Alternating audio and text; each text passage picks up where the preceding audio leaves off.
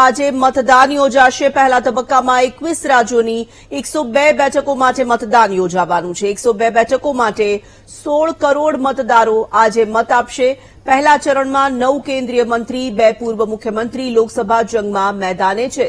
19 એપ્રિલથી 4 જૂન સુધી દેશભરમાં 7 તબક્કામાં મતદાનનું આયોજન કરાયું છે। પહેલા તબક્કાની 102 બેઠકો માટે 1625 ઉમેદવાર મેદાને છે।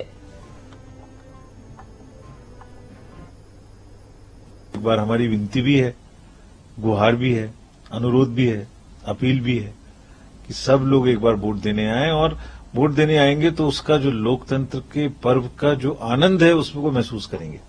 जब मतदान केंद्र पर क्यू में खड़े होंगे लाइन में तो उसमें सब प्रकार के लोग खड़े होंगे आपके साथ में, तो एक वोट की सबको बराबर की ताकत मिली हुई है, उसको आप एहसास करेंगे।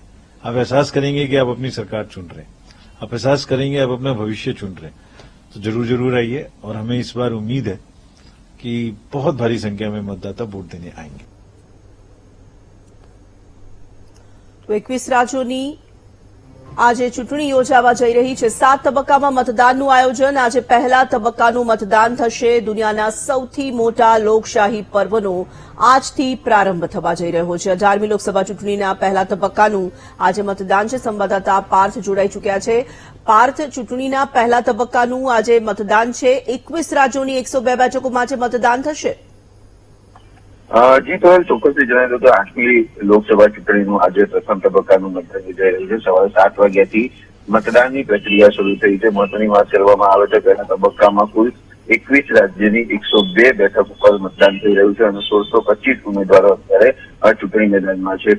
મહત્વની વાત કરવામાં આવે તો પહેલા ચરણમાં કુલ 9 કેન્દ્રીય મંત્રી, 2 પૂર્વ મુખ્યમંત્રી અત્યારે લોકસભા ચૂંટણીના મેદાનમાં છે। 102 બેઠકોની વાત કરવામાં આવે તો 16 કરોડ મતદારો આજે મતાધિકારનો ઉપયોગ કરશે। સાથે જ 1451 જેટલા પુરુષ ઉમેદવારો અને 134 જેટલી મહિલા ઉમેદવારોનો આમાં સમાવેશ થાય છે। જ્યારે આ વખતે 8 કેન્દ્રીય મંત્રી, 1 પૂર્વ મુખ્યમંત્રી અને 1 રાજ્યપાલ પણ મેદાનમાં છે। ત્યારે સવારે 7 વાગ્યાથી જ મતદાનની જે પ્રક્રિયા છે તે શરૂ થઈ ગઈ છે। બપોર બાદ આ પ્રક્રિયા જેમ જેમ ગરમી વધશે તેમ પ્રક્રિયા ધીમી થશે, પરંતુ જે રીતની વાત કરવામાં આવે ભાજપ અને અન્ય પક્ષ દ્વારા સવારના 11 કલાક પહેલા જ વધુમાં વધુ મતદાન થાય તે રીતનું આયોજન પણ કરવામાં આવ્યું છે। જી તો ધન્યવાદ તમામ જાણકારી માટે પાર્થ।